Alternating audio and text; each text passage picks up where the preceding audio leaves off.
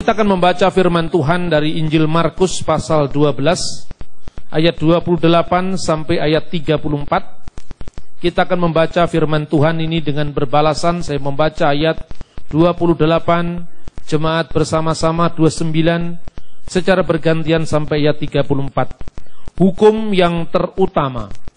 Lalu seorang ahli Taurat yang mendengar Yesus dan orang-orang Saduki bersoal jawab dan tahu bahwa Yesus memberi jawab yang tepat kepada orang-orang itu, datang kepadanya dan bertanya, hukum manakah yang paling utama? Ayat 29.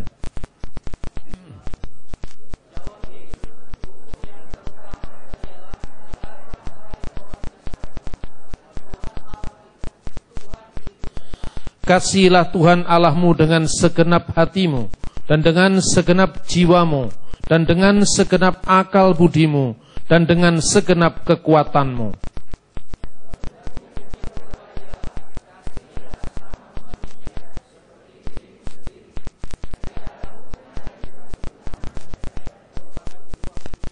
Lalu kata ahli Taurat itu kepada Yesus, tepat sekali Guru, benar katamu itu bahwa Dia esa, dan bahwa tidak ada yang lain kecuali Dia. Ayat 33.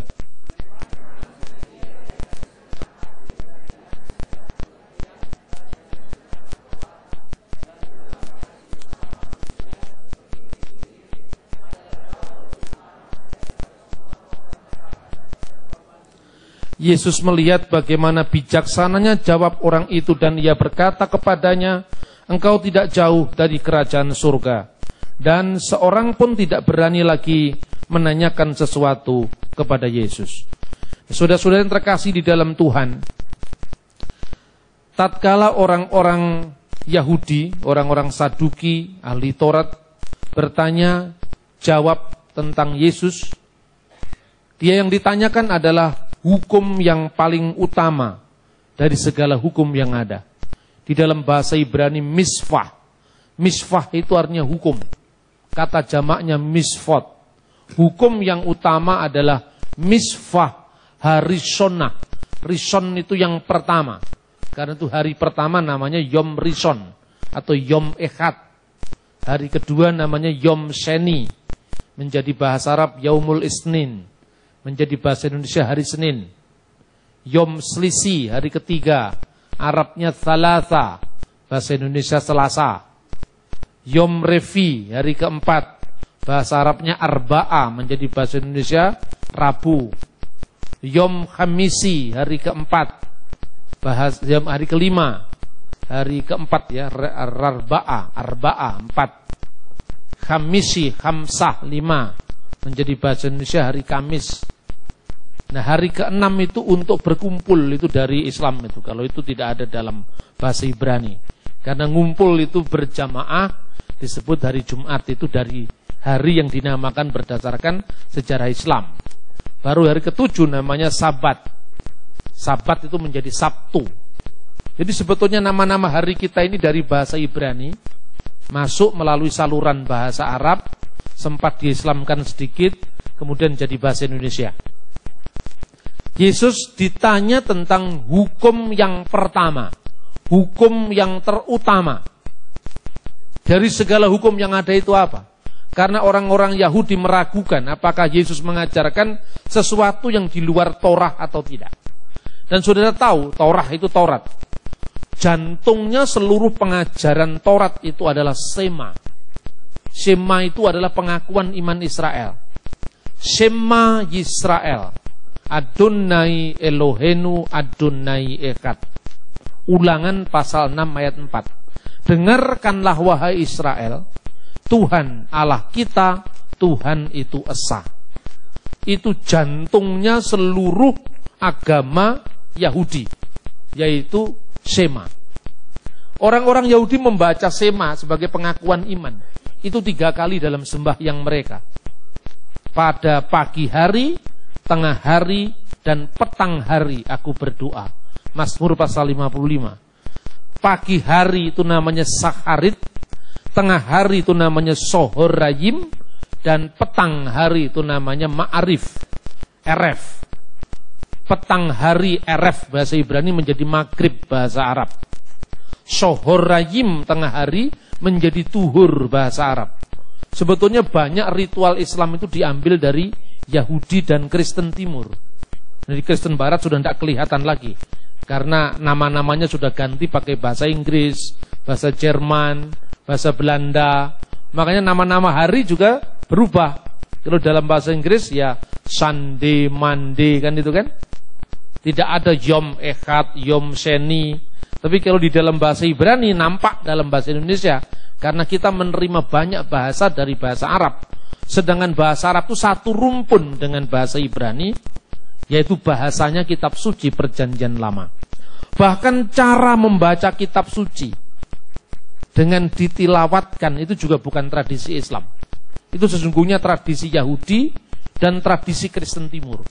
Dulu saya dengan susah payah menjelaskan ini kepada audien Indonesia. Awal-awal saya membawa wacana tentang kekristenan Syria, kekristenan Timur di Indonesia. Hanya Cak Nur, Gus Dur yang bisa terima. Tapi di arus bawah akan sulit dijelaskan. Karena apa? Sudah terlampau kuat opini bahwa Kristen itu agama Barat, Islam itu agama Timur. Dan kadang-kadang konflik antara Islam Kristen itu bukan karena konflik teologis, tapi konflik budaya. Konflik culture, bukan konflik teologis. Teologinya itu mengikuti. Tetapi politik, budaya, baru teologi.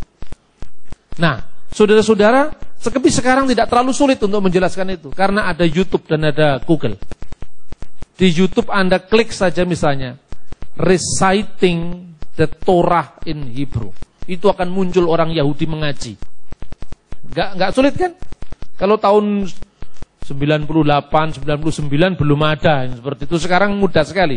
Ketika orang menuduh saya, ini Pak Bambang bikin ajaran sesat, kamu klik aja di YouTube. Tulis saja Reciting the Gospel in Arabic, akan muncul orang ngaji pakai bahasa Arab tapi yang dibaca Gospel bukan Quran. Misalnya orang Yahudi membaca Shema. Shema itu dengarlah, pengakuan iman Yahudi. Shema Yisrael Adonai Elohenu Adonai Echad. Dengarkanlah wahai Israel, Tuhan Allah kita, Tuhan itu esa. Ini orang Yahudi. Kemudian kalau Anda membaca di situ di YouTube saja, setelah ini aja Anda klik YouTube, Anda lihat Reciting the Gospel in Arabic. Jangan reading. Kalau reading nanti bacaannya dibaca apa adanya. Fil badi'il kanal kalimah wal kalimatu kana indallah wa kana kalimatullah hadza kana fil badi indallah kullu shay'in bihi kana wa bi ghairihi lam yakun shay'un mimma kana. Pada mulanya adalah firman, dan firman itu bersama-sama dengan Allah, dan firman itu adalah Allah. Itu kalau reading the Bible in Arabic. Tapi kalau reciting the Bible in Arabic, Anda akan baca misalnya fil badil kanal kalimah wal kalimatu kana indallah wa kana kalimatullah. Itu dingajikan. Kemudian diambil alih, diteruskan oleh Islam. Nah, Kristennya nggak tahu kalau itu miliknya karena nggak pernah ngurus hak cipta, ya kan? Dipikirnya itu Islam, padahal itu Kristen duluan. Anda membaca misalnya kitab Mazmur, bagaimana sih namanya bermazmur? Kalau Anda lihat di gereja-gereja di Timur Tengah sampai sekarang, sebelum zaman Islam sampai zaman sekarang, Anda lihat gereja di Palestina, di Bethlehem, di Nazaret. Anda lihat gereja, tapi jangan lihat gereja Protestan di Nazaret. Ya, Protestan di Nazaret sama dengan yang di Indonesia. Tapi yang lihat gereja Ortodok atau gereja Katolik Ritus Timur, bukan Katolik Roma.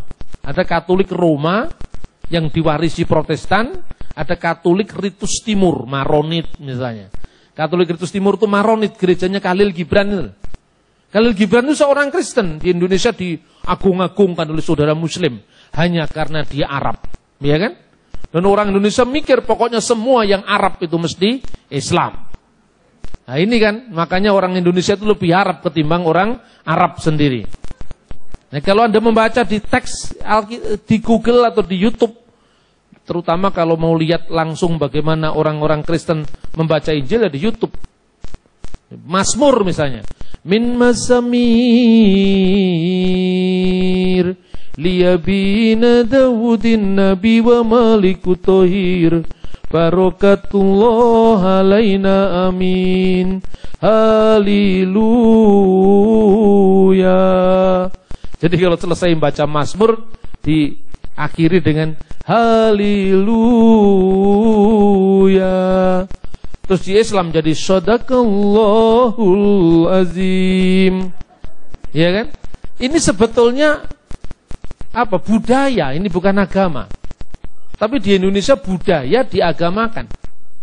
Coba bandingkan cengkoknya itu apa gaya ngajinya orang Islam dan Kristen Timur dan lagu Melayu itu mirip, hampir mirip sama. Haleluya, shadaqallahul azim. Betapa hati rindu pada dirimu, duhai kekasihku. Haleluya, kan mirip. Betul apa tidak? Ini kita ini sudah salah kaprah di Indonesia ini. Orang ngaji dipikir Islam. Nah makanya itu kalau kita lihat kekristenan di Libanon, gereja di Yordan, gereja di Israel, gereja di Syria akan beda. Saudara-saudara yang terkasih dalam Tuhan Yesus, kadang-kadang orang melihat iman itu bukan konsep dulu, tetapi penampilan dulu. Penampilan kita ini ditolak karena penampilan kita ini enggak ramah dengan budaya mereka. Asing bagi budaya mereka. Untuk kita cocok, tapi untuk orang lain belum tentu cocok. Jadi kalau Anda kecil Kristen, terus kemudian Anda orang Manado, ya cocok lah. Dengan lagu-lagu barat itu cocok. Tapi kalau Anda bawa ini ke Gorontalo, belum tentu cocok. Anda bawa ini ke masyarakat Ternate, Tidore, ya, belum tentu cocok. Aceh, belum tentu cocok. Karena apa? Mereka memiliki style budaya yang berbeda dengan budaya barat. Puji Tuhan, kekristenan itu tidak seragam.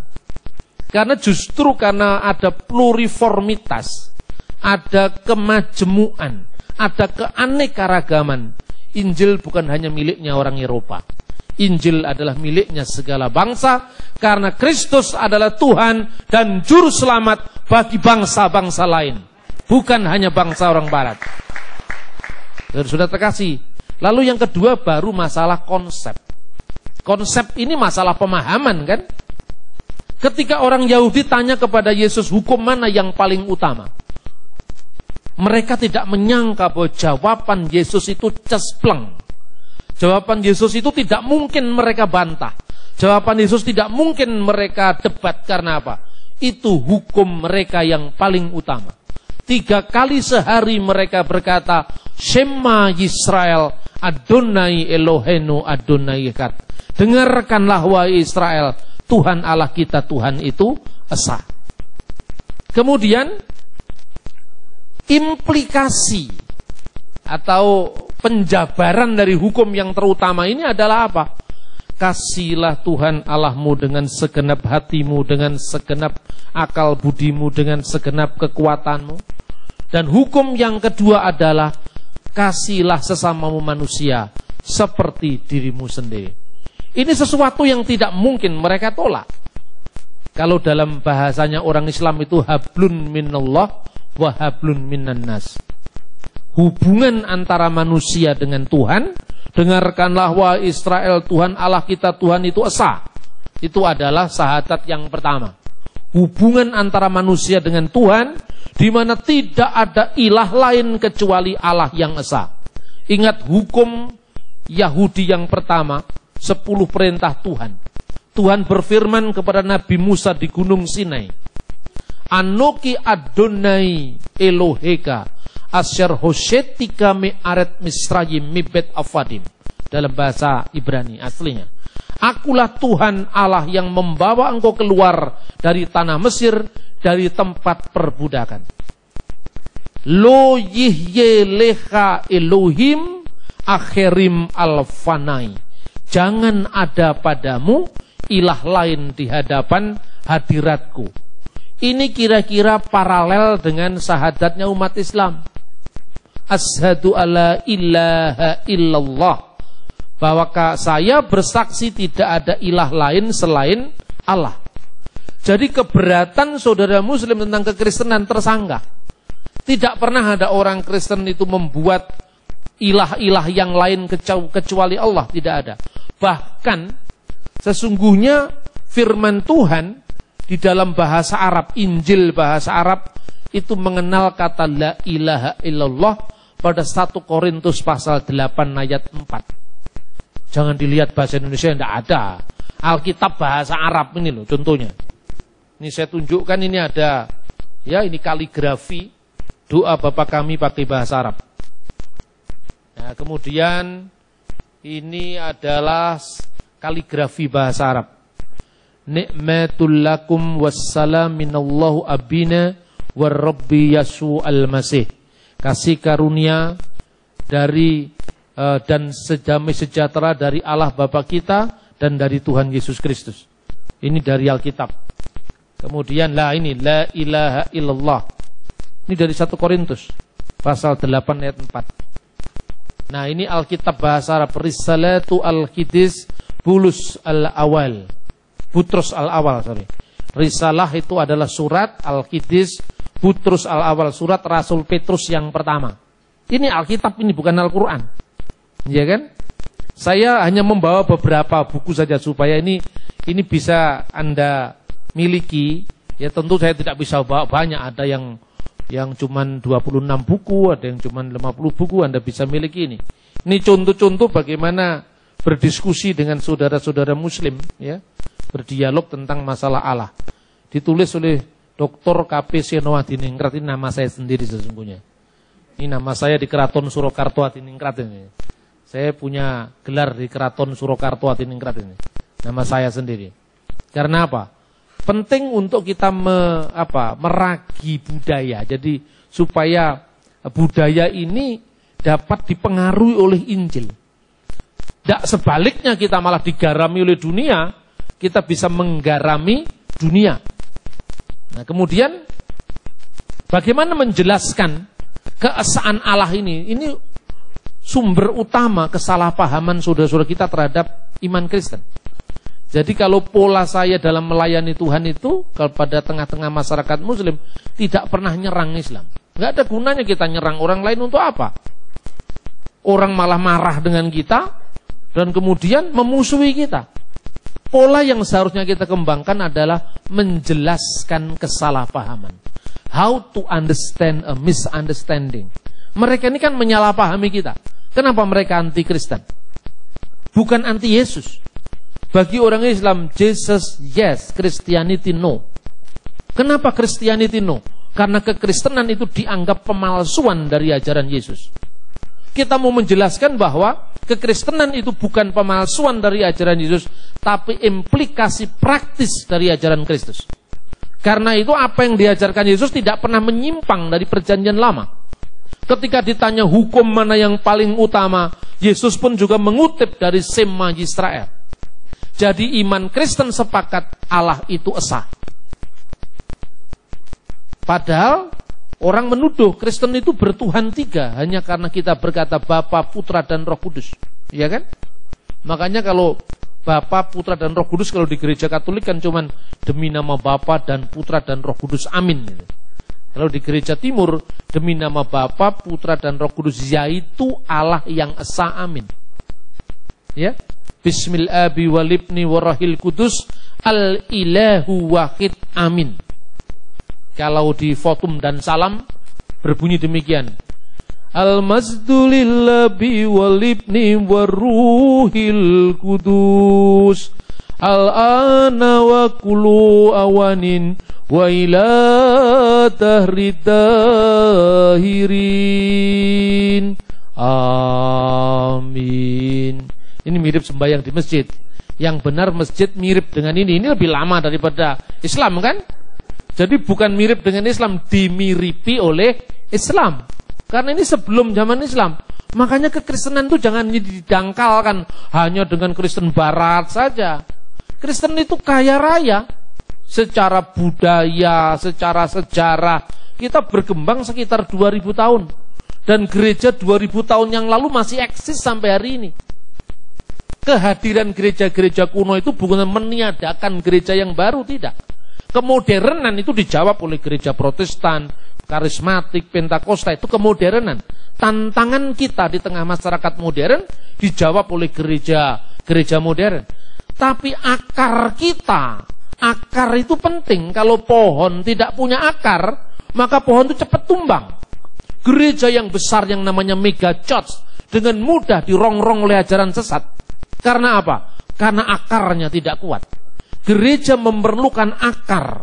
Akar inilah yang menyebut bahwa sejarah kita dari zaman Yesus, dari zaman para rasul, muridnya para rasul, murid dari muridnya para rasul, bapak-bapak gereja, konsili-konsili, sampai nanti munculnya perpecahan gereja, sampai abad 21. Jadi kita melihat gereja jangan hanya setelah gereja ini pecah. Katolik sama Ortodok, Protestan sama Katolik, Pentakosta sama Protestan, karismatik dengan Pentakosta, ini pertentangan tingkat ranting ini, tingkat cabang. Sesungguhnya kita harus back to basic, kembali ke akar sejarah gereja mula-mula sebelum perpecahan. Di sana tidak ada pertentangan doktrin, karena gereja belum pecah. Disitulah akarnya gereja kuno. Dan di akar inilah pertemuan kita dengan Islam. Maka sulit sekali bagi gereja-gereja modern untuk berdialog dengan Islam. Paling-paling kita hanya dialog ya supaya kita menunjukkan kasih kita, menunjukkan kesaksian Kristen yang ramah, kesaksian Kristen yang care dengan pihak lain, hanya itu. Tetapi pihak sebelah ini selalu mengatakan, ya Kristen itu memang baik, orang-orang Kristen itu memang pengasih, orang-orang Kristen itu memang suka memberi, orang-orang Kristen memang suka berbagi, tapi sayangnya Tuhannya 3. Tetap yang seperti tidak hilang, iya kan? Tapi sayangnya Tuhannya 3, tapi sayangnya Nabi kok jadi Tuhan. Ini tetap kesalahpahaman. Ini harus diurai. Karena itu, saya pernah diundang salah satu UIN ya di Banjarmasin, yaitu IAIN Antasari. Waktu itu masih ada konflik antara Ahmadiyah Islam dengan orang Islam pada umumnya. Karena orang-orang Ahmadiyah ini menyimpang dari ajaran Islam karena dia mengakui adanya nabi baru setelah Nabi Muhammad, yaitu Hazrat Mirza Ghulam Ahmad alaihi salam. Saya bilang sama mereka, sesungguhnya kalau Islam merasa terganggu dengan Ahmadiyah, lebih-lebih Kristen. Karena Mirza Ghulam Ahmad ini tidak hanya mengaku jadi nabi terakhir, tetapi ana huwa masihul mau'ud. Saya inilah Kristus yang dijanjikan. Jadi dia ini mengaku Kristus. Tugasnya ke dunia memecahkan salib. Karena apa? Meruntuhkan dasar-dasar iman Kristen dari akar-akarnya. 1 Korintus pasal 15. Di sana disebutkan, diuraikan tentang kebangkitan Kristus dan kebangkitan kita. Seandainya Kristus tidak dibangkitkan, maka sia-sialah pewartaan kami dan sia-sia pula iman kamu. Iman Kristen berpuncak kepada kebangkitan Kristus. Sebab seandainya Kristus tidak bangkit, dianya sama dengan nabi-nabi yang lain. Satu yang tidak pernah ada pada nabi siapapun, bahwa tidak pernah ada seorang pun yang tidak pernah mendapatkan predikat almarhum. Sehebat apapun Musa, almarhum. Sehebat apapun nabi-nabi perjanjian lama, almarhum. Hanya satu pribadi yang tidak pernah almarhum, dia adalah Tuhan Yesus Kristus. Dia bangkit di antara orang mati. Inilah iman Kristen. Jadi iman Kristen berpusat pada pribadi Kristus yang telah bangkit. Dan Kristus yang bangkit ini menyediakan tempat bagi gerejanya. Amin. Menyediakan tempat bagi setiap orang yang percaya kepadanya. Lalu saya sampaikan kepada mereka, pada setiap orang ada wakil-wakil dari Katolik, dari Protestan, ya dari Islam. Rata-rata biasanya, ini minta maaf ya, Orang-orang Kristen ini kalau di tengah masyarakat lintas agama biasanya soal minder. Jadi ketika yang lain ngomong itu Islam, itu rahmatan lil alamin, Tuhan Esa, kita harus jadi minder. Saya kadang-kadang protes itu. Kenapa kita minder sama mereka? Kita punya sejarah yang jauh lebih akurat. Kita memiliki naskah-naskah Alkitab yang jauh lebih lengkap dan terbukti. Kita dituduh palsu. Sementara kita memiliki Alkitab yang usianya ribuan tahun eksis sampai hari ini. Saudara pergi ke Israel, tidak pernah mengunjungi museum Alkitab. Kalau saya membawa orang ke Israel, wajib hukumnya untuk mengunjungi museum Alkitab. Kita punya Alkitab ini yang namanya The Dead Sea Scroll, naskah gulungan laut mati. Itu berasal dari tahun 150 sebelum Kristus. Kitab Nabi Yesaya itu eksis sampai hari ini. Seluruh perjanjian lama, kita memiliki naskah yang usianya 2000 tahun lebih, eksis sampai hari ini. Islam punya Quran zaman Muhammad aja nggak ada. Quran yang beredar itu zamannya Utsman dan setelah Utsman. Naskah Samarkan, naskah Kufi yang ditemukan di Samarkan itu, Mushaf Medina, itu setelah zamannya Muhammad. Katanya ini sudah terlalu lama Pak, makanya hilang. Katanya Nabi Muhammad menerima wahyu, kemudian dihafalkan. Iqra bismi rabbikal ladzi khalaqal insana min 'alaq. Kemudian ditulis oleh para muridnya di atas pelepah kurma, di atas kulit binatang, di atas batu. Kulit binatangnya mana sekarang perkamennya? Enggak ada. Pelepah kurmanya enggak ada juga. Itu kan sesuatu yang diopinikan tapi tanpa bukti. Sementara kekristenan itu memiliki bukti, tidak pernah diekspos. Karena kita minder duluan tadi. Kenapa kita minder? Gereja tidak tahu di mana keistimewaannya. Karena apa? Di barat kita tidak pernah ditentang seperti itu. Orang Protestan muncul agendanya cari-cari salahnya Katolik. Kan itu kan? Itu kan sebetulnya penyakit itu. Penyakit psikologis itu orang yang mencari salahnya temannya sendiri itu. Orang Katolik Pak salah itu Pak, salibnya Katolik Pak. Kenapa? Salibnya ada gambarnya Yesus Pak. Yesus sudah bangkit kok masih digambar. Lalu orang Katolik bilang itu salib, itu kan salibnya Jumat Agung. Makanya Yesus masih tersalib di atas kayu salib. Lah salibnya Protestan itu nggak ada gambarnya, itu salibnya Minggu Paskah. Ya dua-duanya kan bener kan?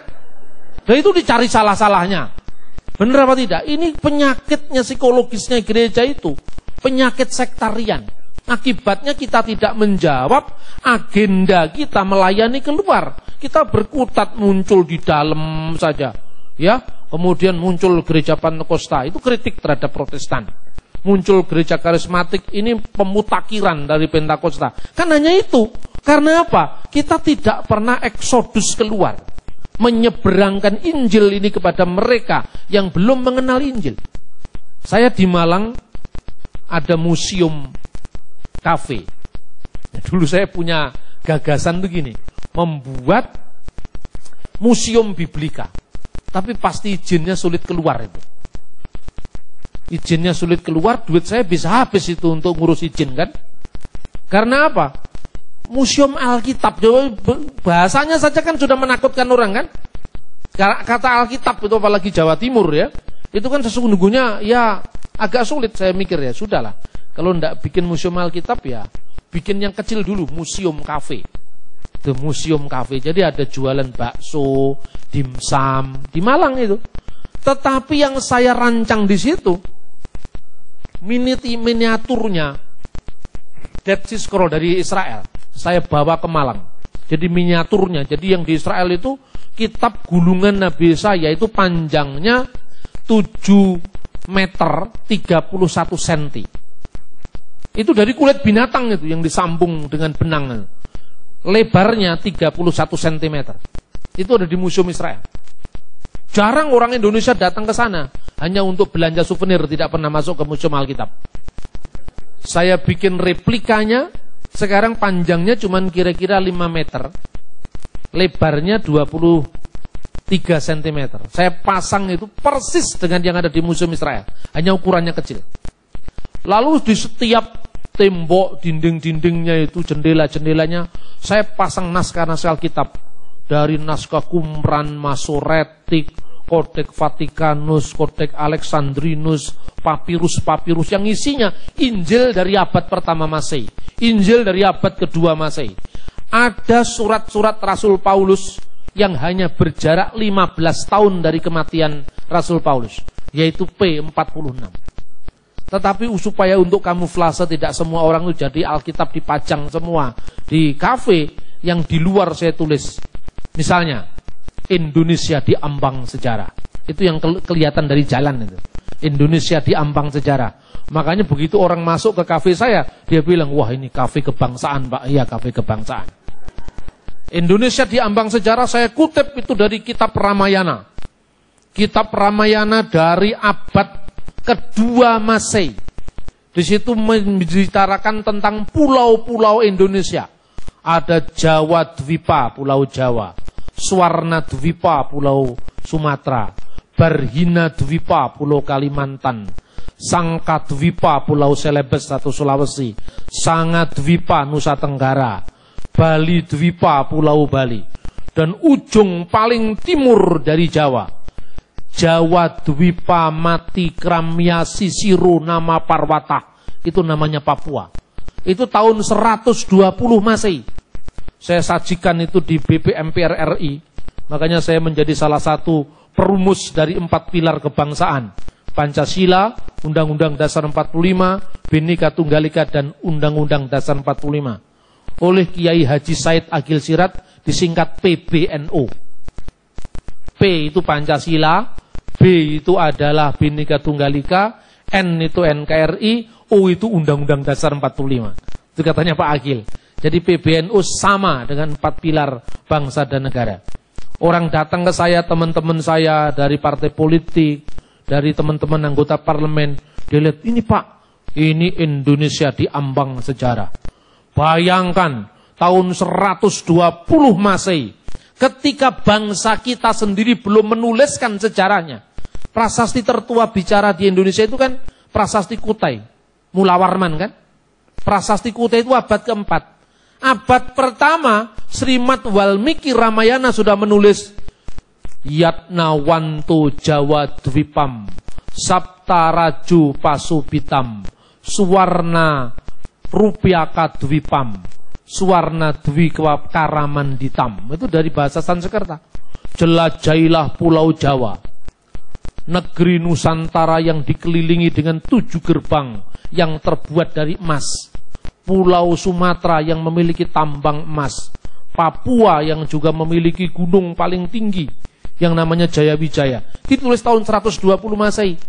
Begitu dari luar orang membaca Srimad Walmiki Ramayana, Herodotus, termasuk Kenaf Haaret, ujung bumi dalam kitab Nabi Yesaya, kemungkinan besar adalah Papua. Nasionalismenya bangkit mencintai negeri ini. Kemudian ketika makan bakso dia masuk ke dalam lagi. Masuk ke dalam lagi lihat Nabi Yesaya. Saya ditanya, Pak ini apa ini? Ini kitab Nabi Yesaya yang berasal dari tahun 150 sebelum Masehi. Kenapa dipasang di sini? Pertama, secara kebangsaan. Dia memuat teks yang berbunyi Kenaf Haaret, ujung bumi, yang kemungkinan besar adalah Papua.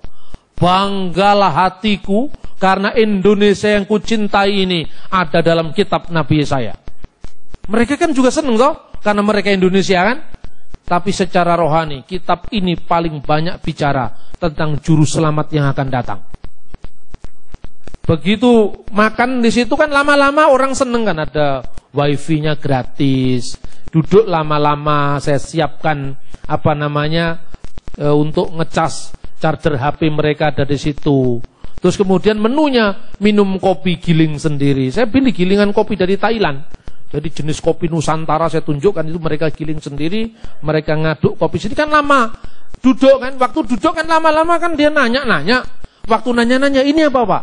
Ini Alkitab di dalam bahasanya Nabi Isa, yaitu Pesita, bahasa Aramaik.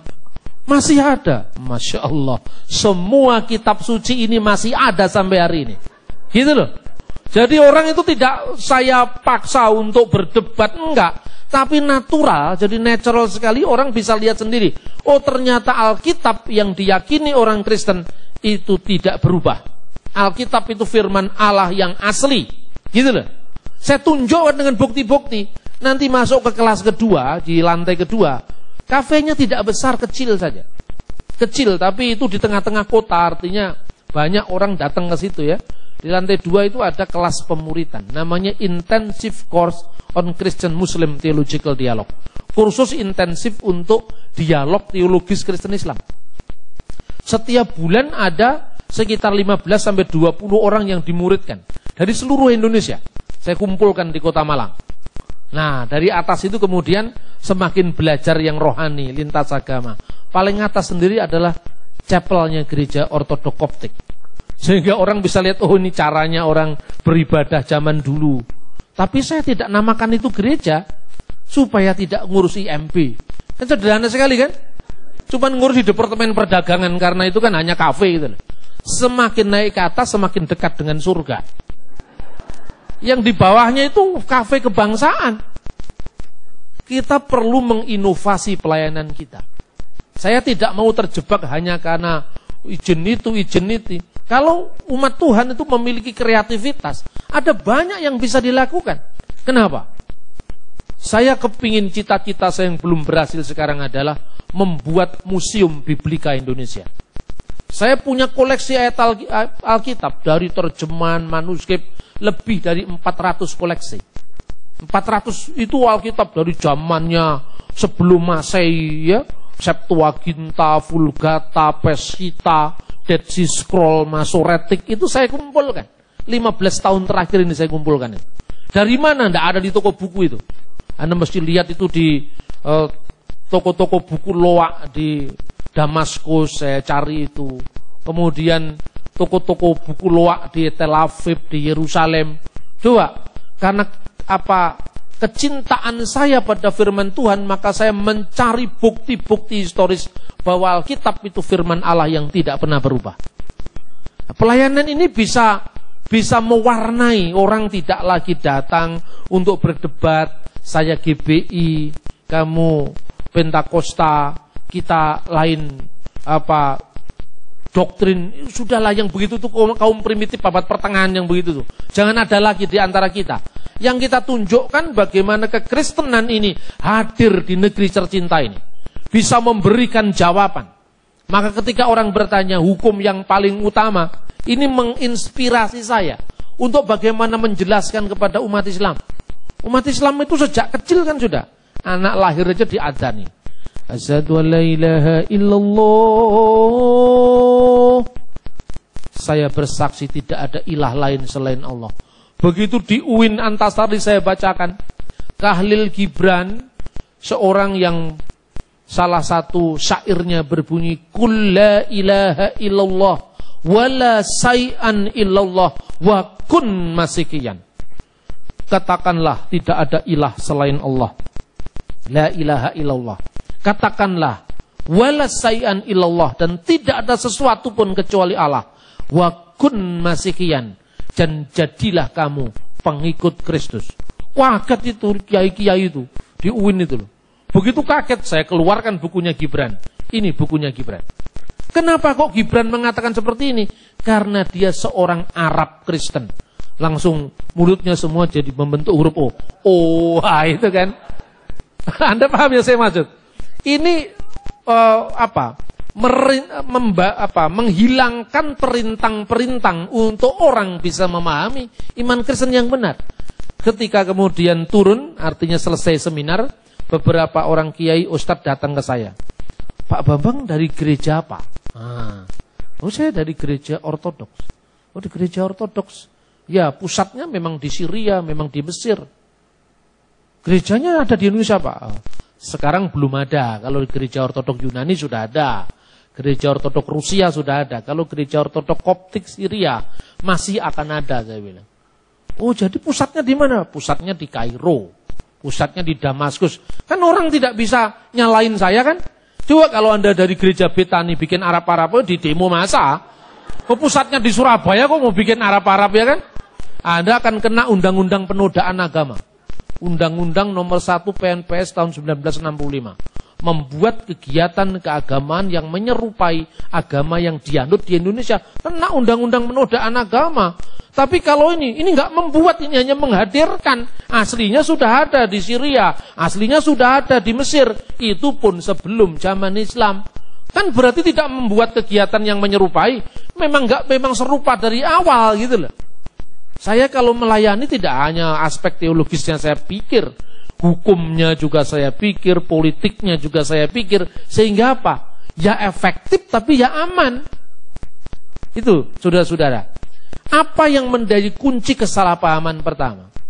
Ketika Islam muncul dengan tauhidnya, tauhid itu paham yang mengesahkan Allah. Tantangan utama Islam adalah apa? Penyembahan berhala. Di orang-orang suku Quraisy, sukunya Muhammad dan sekitarnya. Ada 360 patung berhala yang ditempatkan di sekeliling Ka'bah. Dalam konteks semacam itulah, ajaran Islam mau menegaskan pertanyaan, berapa jumlah Allah itu? Itu tantangan Islam. Berapa jumlah Allah itu? Maka Islam menjawab, Bismillahirrahmanirrahim, Kulluhu Allahu Ahad. Katakanlah, huwa, dia adalah Allah yang esa. Ahad bahasa Arab itu ehad bahasa Ibrani. Adonai Elohenu, Adonai ehad. Ehad itu bahasa Arabnya ahad. Allah itu satu. Allahu Somad, Allah itu tempat segala sesuatu bergantung kepadanya. Lam yalid walam yulad, tidak beranak dan tidak diperanakkan, walam yakullahu kufuwan ahad, dan tidak sesuatu pun yang setara dengan dia. Karena apa? Orang-orang jahiliyah sebelum zaman Islam itu menyembah dewi-dewi Mekah, Allata, Usha, Manat, sebagai ilah-ilah di samping Allah dan sebagai putri-putri dari Allah yang esa. Makanya ditegaskan Allah itu tidak beranak dan tidak diperanakkan. Beda konteksnya dengan iman Kristen. Ketika iman Kristen muncul, pertanyaannya bukan lagi berapa jumlah Allah, tapi pertanyaannya Allah yang kita sepakati Maha Esa, tidak ada ilah lain kecuali Dia. Itu bagaimana dijelaskan? Maka Tritunggal tidak menjelaskan berapa jumlah Tuhan, Tritunggal menjelaskan bagaimana Allah yang esa itu. Jadi Tritunggal bukan deskripsi tentang keberapaan Allah. Tritunggal adalah deskripsi tentang kebagaimanaan Allah yang esa. Maka bagi orang Yahudi ketika dia berdoa, Avenu Sebasemayim, Bapa kami yang ada di surga. Ketika orang-orang Yahudi berdoa, Avenu Wemalkinu, Bapa kami dan Raja kami, sama sekali dia tidak pernah berpikir, Tuhan disebut Bapa, siapa istrinya?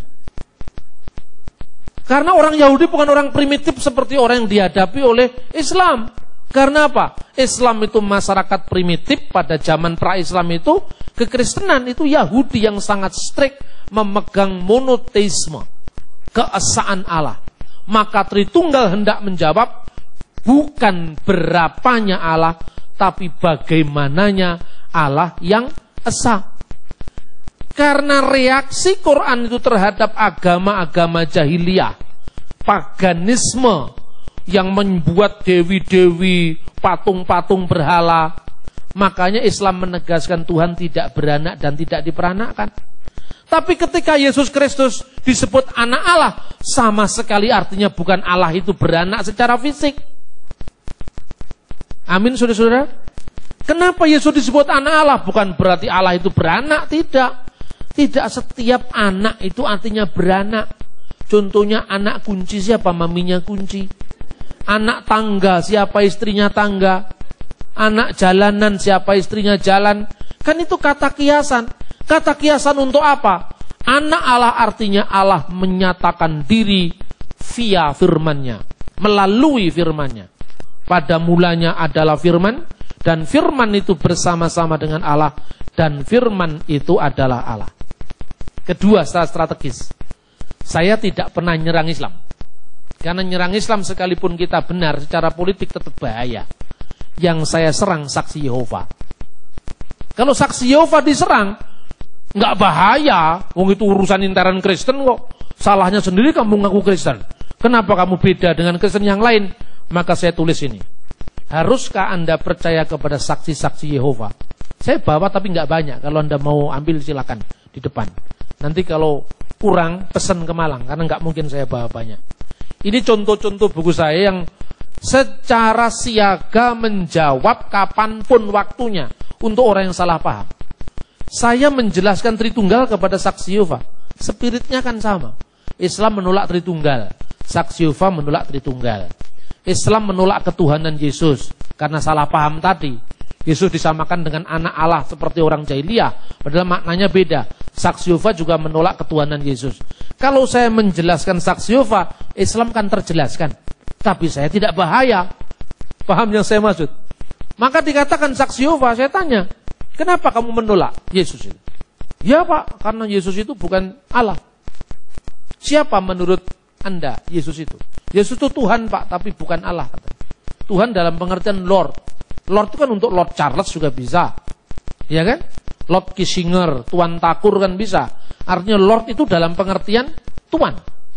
Tetapi kalau God, nggak ada Pak Yesus itu God. Padahal orang sen kalau nyanyi Yesus Tuhan dan Allah kami, Engkau layak menerima pujian. Berarti Yesus itu Tuhan dan Allah. Untuk Yesus itu Lord is okay Pak, no problem. Tetapi Yesus itu Allah, di mana ayatnya? Orang sen langsung menjawab, pada mulanya adalah firman. Firman itu bersama-sama dengan Allah. Firman itu adalah Allah. Sebentar Pak, Bapak salah katanya. Di mana salahnya saya bilang. Kalau Yohanes bersama-sama dengan Markus, apakah pada saat yang sama Markus adalah Yohanes Pak? Ya, pasti bukan. Nah kalau gitu saya mau nanya Pak. Kalau firman bersama-sama dengan Allah, apakah firman itu adalah Allah? Allah. Loh kenapa jawabannya nggak sama Pak? Bapak tidak konsisten. Kamu yang tidak bisa membedakan satu Yohanes dengan satu Tuhan. Kenapa kalau Yohanes bersama Markus, Markus bukan Yohanes? Karena Yohanes Markus itu terikat oleh ruang, terikat oleh waktu, itu manusia. Kalau Yohanes sekarang ada di sini, di saat yang sama dia tidak ada di sana. Iya kan? Makanya ada lagunya. Aku di sini, engkau di sana, memang beda-beda tempatnya. Tapi kalau Tuhan sekarang di sini, apa Tuhan tidak bisa di sana sekarang? Tuhan, kenapa doa kami tidak dijawab-jawab Tuhan? Saya sudah setiap hari bersekutu kepadamu, kenapa doa kami belum dijawab-jawab? Terus Tuhan akhirnya menjawab, seminggu terakhir ini saya sibuk KKR di Manado, maka saya tidak muncul di Gorontalo. Apa itu Tuhan? Tuhan tidak terikat oleh ruang. Tuhan tidak terikat oleh waktu. Saya berikan contoh. Innallaha ma'as-sabirin. Allah beserta orang yang sabar. Berapa jumlah orang yang sabar di kota Surabaya? Banyak Pak. 5 juta ada? Mungkin lebih Pak. Oke lah, anggap 5 juta orang yang sabar. Di antara puluhan juta orang ini. Allah jumlahnya berapa? 1 Pak. 1 Allah beserta dengan 5 juta orang yang sabar. Berarti orang yang sabar tempatnya di mana? Oh di mana-mana Pak. Di wilayah Surabaya. Di 5 juta tempat yang berbeda-beda, pada jam yang sama, Allah yang satu beserta dengan 5 juta manusia yang sabar, sesuai dengan ungkapan innallaha ma'as-sabirin, Allah beserta orang yang sabar. Allah yang satu beserta dengan 5 juta orang yang sabar, di 5 juta tempat yang berbeda-beda, apa Allah jadi 5 juta? Oh tidak Pak, tidak ada yang mustahil bagi Tuhan. Oh lambemu saya bilang. Kamu kalau nonton Tritunggal, kamu katakan bertentangan dengan akal sehat. Akalmu yang tidak sehat, bukan bertentangan dengan akal yang sehat. Iya kan? Ini dijelaskan dengan baik. Mereka mengutip teks Alkitab, dipalsukan. Itu ada namanya, buku mereka namanya New World Translation of the Holy Scriptures. Pernah saya kumpulkan di Convention Hall tahun 2008. Itu disiarkan di Radio Betani saat itu. Jadi banyak orang hadir, 2.000 orang di Convention Hall. Saya bilang, Mas, daripada kamu masuk ke rumah-rumah orang, hanya sedikit orang, itu pun kamu capek jalan kemana-mana. Tak kumpulin manusia, mau nggak? kamu ngomong. Oh mau Pak. Saksi Yehova hadir, tapi saya dampingi. Saya suruh ngomong di depan 2.000 orang ini. Lalu saya bantah. Langsung dia KO kan? Berarti kamu ini salah. Kenapa salah Pak? Kenapa kamu bisa menerjemahkan dalam Injil Yohanes 1 ayat 1? In the beginning was the Word, and the Word was with God, and the Word was God. Itu mestinya begitu. Diterjemahkan, in the beginning was the Word, and the Word was with God. G-nya huruf besar. And the Word was a God. Dikasih huruf kecil God-nya. Jadi itu firman itu bersama-sama dengan Allah huruf besar, itu Allah sejati. Dan firman itu suatu Allah, mirip Allah katanya. Yesus itu bukan Allah. Terus saya jawab, firman itu Allah apa bukan?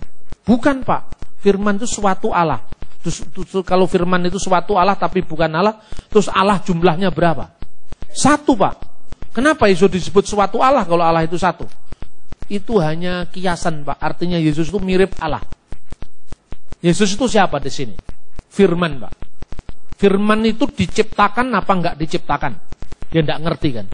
Diciptakan itu dulunya tidak ada, sekarang ada. Manusia, alam semesta, gunung-gunung, sungai, laut, darat itu kan ciptaan. Karena dulunya tidak ada. Tuhan berfirman, jadilah terang, maka terang itu jadi. Ya kan? Diciptakan dari tidak ada. Itulah ciptaan. Sekarang saya tanya, Yesus ciptaan apa bukan? Ciptaan Pak. Yakin ciptaan? Iya. Pertanyaannya, Allah menciptakan caranya bagaimana? Dengan berfirman Pak. Berfirmanlah Allah, jadilah maka jadilah. Kun fayakun bahasa Arabnya. Innama amruhu idza arada sayan an yakulalahu kun fayakun. Sesungguhnya apabila Allah menciptakan sesuatu, dia hanya berfirman jadi maka jadilah. Ini bahasanya Quran. Sejajar dengan Kejadian 1 ayat 3. Berfirmanlah Allah, jadilah terang maka terang itu jadi. Wa qallallahu kun nurun fakana nurun. Jadilah terang maka terang itu jadi. Paralel dengan Mazmur 33 ayat 6. Oleh firman Tuhan langit dijadikan. Jadi Allah menciptakan langit dengan firman-Nya. Berarti firman Allah dengan Allah duluan mana adanya, saya bilang. Pusing saksi Yehova itu, saya bikin pusing dia.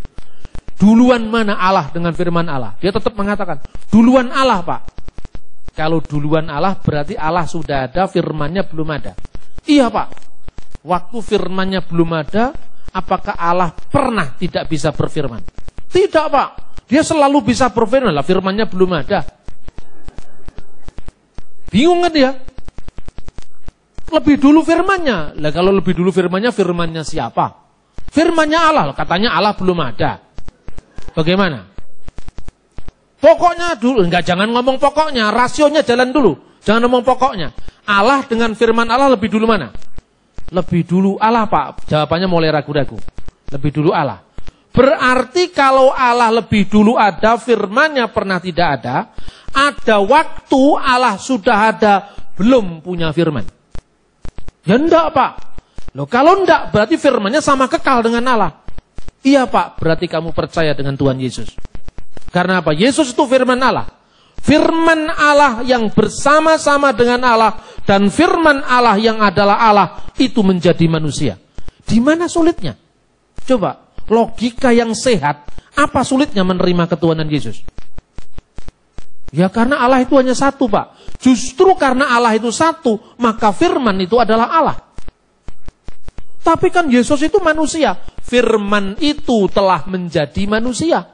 Kemanusiaannya memang bukan Allah. Maka dikatakan dia yang dibunuh dalam keadaannya sebagai manusia. Jadi kemanusiaannya yang dibunuh. Allah tidak bisa dibunuh. Makanya di dalam gereja kuno, ya gereja Koptik, Ortodok, Syria Ortodok itu ada lagunya. Untuk menggambarkan bahwa firman Allah itu kekal bersama Allah. Sekaligus ketika firman itu menjadi manusia, kemanusiaannya disalib untuk kita. Itu lagunya kira-kira begini. Kudusullah kudusul khafi, kudusul lati la yamut irhamna, ya man sulibta anna irhamna. Kudusulillah kudusulil qawi kudus. Kudusulillahi la yamut irhamna. Kudusun Hudusun ya man sulibta anirhamna. Kuduslah engkau ya Allah, kuduslah engkau yang maha kuasa, kuduslah engkau yang tak berkematian.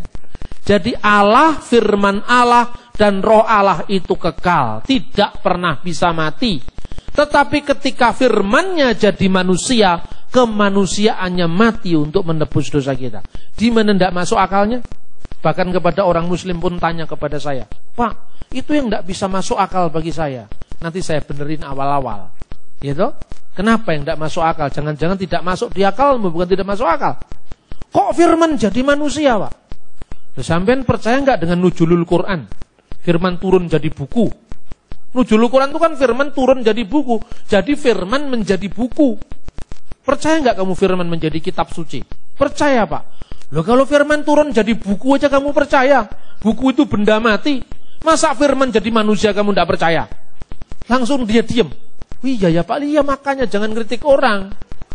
Kritik orang itu kan gampang.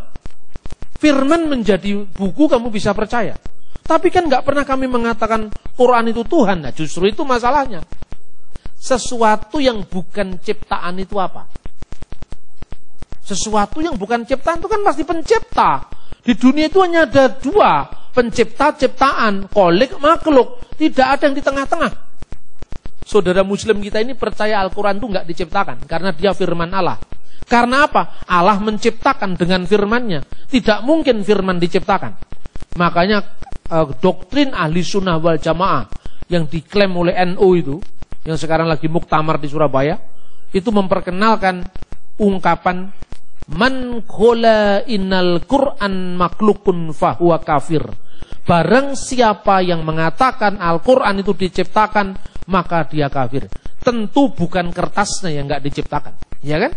Kertasnya kan tuh made in Padalarang, made in Probolinggo, pabrik leces kan? Kertas itu kan ciptaan pabrik.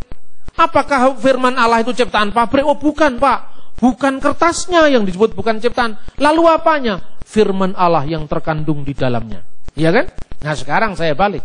Yang disebut Yesus sebagai putra dalam Bapa, Putra dan Roh Kudus itu bukan kemanusiaan yang bisa mati. Kemanusiaannya bisa mati, tapi firman Allah yang adalah Allah tidak bisa mati. Sama dengan kamu bilang, Quran itu ada kalam yang kekal, kalam nafsi, yang qaimah bidzatillahi ta'ala, yang melekat pada Allah. Tetapi ada kalam lafat yang turun jadi buku. Turun jadi buku itu mati, bisa hilang, bisa terbakar, tapi firman Allah tidak bisa terbakar. Itu dia tetap aja nggak bisa ngerti-ngerti. Saya kutipkan hadis. Ini ada hadis. Aisyah ditanya, apakah ada ayat-ayat tentang rajam? Ada. Tapi ayat-ayat itu dulu kan Al-Quran belum dijilid jadi buku kan, masih terserak-serak di mana-mana. Saya taruh ayat itu di bawah tempat tidur saya. Lalu saya sibuk untuk ngurusi jenazah Nabi Muhammad ketika Nabi Muhammad meninggal. Tiba-tiba ada kambing masuk memakan ayat tadi. Apa firman Allah bisa dimakan kambing? Oh, tidak bisa, Pak. Itu yang dimakan kambing kulitnya. Yesus juga firman Allah tidak mati. Yang mati kemanusiaannya. 1 Petrus pasal 3:18. Dia yang dibunuh dalam keadaannya sebagai manusia.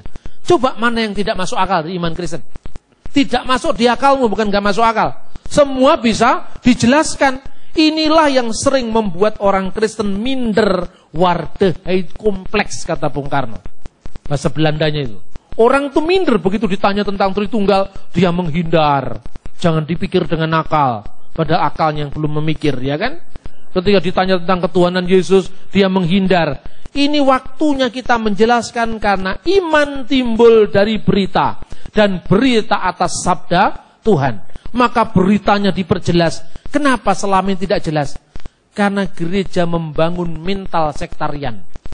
Katolik lawan Protestan, Pentakosta lawan Protestan, karismatik, lawan Pentakosta. Ini yang membuat kita tidak pernah berpikir bagaimana menciptakan teologi yang kontekstual.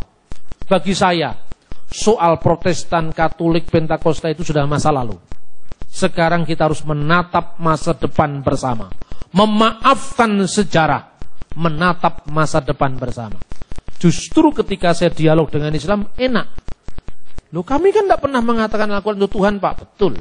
Karena Tuhan itu kan jabatan, gelar. Buku nggak mungkin disebut Tuan kan?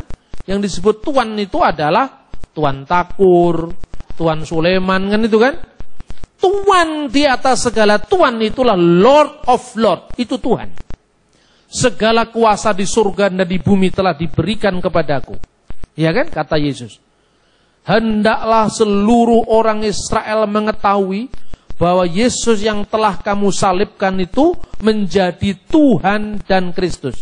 Allah telah menjadikan Yesus yang kamu salibkan itu sebagai Tuhan dan Kristus. Jadi di dalam Kristus ada kodrat ganda. Firman Allah yang sepenuhnya Allah dan anak Maria yang sepenuhnya manusia. Dalam kemanusiaannya Yesus mati. Seperti kertasnya Quran juga bisa dibakar. Maka Kristus sebagai manusia bisa mati. Tetapi firman Allah tidak bisa mati. Firman Allah itu kekal. Karena menciptakan segala sesuatu Allah itu dengan firman-Nya. Justru yang problematik saya tanyakan kepada saudara muslim. Firman Allah itu Allah apa bukan? Bukan, Pak. Ciptaan apa bukan? Bukan ciptaan tapi bukan Allah. Lalu apa sekarang? Ketika firman Allah itu kekal, Allah juga kekal, dan firman itu bukan Allah, berarti ada dua yang kekal. Dua apa satu ini? Dua. Satunya firman yang kekal, satunya Allah yang kekal. Berarti Tuhanmu bukan satu, dua. Tapi kalau firman itu adalah Allah, firman itu kekal, dan firman itu sendiri adalah Allah, berapa Tuhan? Satu. Kekristenan lebih tauhid kalau begitu. Nah, mulai pusing, saya belokkan yang lain dulu supaya dia tidak marah. Saya cuma mengatakan, makanya jangan suka mengkritik. Pahami dulu apa yang Anda kritik. Orang Kristen tidak seprimitif apa yang kamu pikir. Bahwa Tuhan itu beranak, nabi dibertuan, tidak seperti itu. Umat Kristen memiliki dasar yang kokoh. Yaitu kitab suci, Alkitab, yang teksnya bisa dilihat sampai hari ini. Keakuratannya bisa dipertanggungjawabkan. Dan bahkan Taurat yang kita pakai, Kejadian, Keluaran, Imamat, Ulangan, Bilangan, Sefer Bereshit, Sefer Elishemot, Wayikra, Elehadevarim, itu kitab Bemidbar, Wayikra, Elehadevarim. Nama-namanya kitab suci, kitab Musa yang pertama. Itu satu kitab dipakai oleh tiga agama yang berbeda-beda. Pertama, orang Yahudi. Orang Yahudi itu jelas gak percaya Tuhan Yesus kan? Tapi kok kenapa perjanjian lamanya sama dengan kita? Ayo sekarang. Anda pergi ke Israel, beli Alkitab perjanjian lama namanya Tanak. Tidak perlu Anda tanya, saya yang mau edisi Kristen, bukan edisi Yahudi. Pokoknya edisi Kristen dengan Yahudi sama saja kok. Bahasa Ibraninya kan sama. Terjemahannya mungkin Yahudi beda. Misalnya dia menerjemahkan Wiruah Elohim merakefet alfeni hamayim. Dia menerjemahkan dan angin dari Allah melayang-layang di atas permukaan air. Karena kata ruah juga bisa berarti angin. Tetapi ketika ruah diartikan angin dari Allah, orang Yahudi hanya menghindari supaya tidak ada doktrin Roh Kudus. Padahal kata dari nggak ada di situ. Yang ada wiruah Elohim, dan ruah itu ada roh Elohim Allah. Roh Allah. Karena orang Yahudi menghindari doktrin Roh Kudus, maka dibuanglah kata-kata ruah, diganti dengan angin. Tapi teks aslinya tetap Wiruah Elohim merakefet alfini hamayim. Orang Yahudi menolak Yesus, tapi dia tetap tidak bisa menolak kata Emmanuel dalam Yesaya pasal 7 ayat 14. Orang Yahudi bisa menolak Yesus sebagai Tuhan dan Juru Selamat, tetapi nubuat hamba Tuhan yang menderita, Yesaya 53 tetap ada di kitabnya orang Yahudi. Dua agama berpisah 2000 tahun, tapi kitabnya sama. Kalau orang Kristen memasukkan Taurat Yahudi, Yahudi pasti protes. Nyatanya Taurat Yahudi dengan Taurat Kristen sama. Perjanjian lama Kristen dengan tanah Yahudi adalah sama. Ya kan? Lebih daripada itu, ada orang Samaria. Orang Samaria itu percaya bahwa kitab Taurat Musa. Mereka membaca Taurat yang sama, padahal sudah berpisah dengan Yahudi kira-kira abad ke-5 sebelum Masehi. Sepulang dari pembuangan Babel. Karena orang-orang Samaria ini orang Yahudi yang menikah dengan 5 suku di Asyur, mereka ditolak dalam pembangunan bait Allah yang kedua. Tetapi Tauratnya masih Taurat Samaria.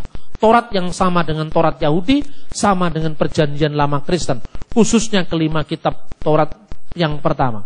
Kejadian 1 ayat 1. Yahudi, Kristen, Samaria membacanya sama. Bereshit bara Elohim et hasamayim ve et sa'aret. Pada mulanya Allah menciptakan langit dan bumi. Sekarang saya bertanya, Islam percaya Taurat? Percaya, tapi Taurat mana? Taurat yang ada di angan-angan. Karena dia percaya adanya kitab Taurat. Tapi begitu ada kitab Taurat, mereka menolak kitab itu. Katanya palsu. Kalau ini palsu, mana yang asli? Tunjukkan. Semua kitab Taurat di tangan Yahudi, di tangan Kristen, di tangan Samaria adalah Taurat yang sama. Inilah pentingnya kita memahami akar iman kita, agar iman kita tidak dilecehkan. Bahkan orang berbalik untuk mendukung karena melihat kebenaran ada di dalam Alkitab, firman Allah yang mencatat tentang peristiwa-peristiwa, tentang firman yang menjadi manusia. Kiranya Tuhan semakin menambah pengetahuan kita, mencerahkan kita, agar firman Allah semakin menguatkan hidup iman percaya kita di dalam Yesus Kristus.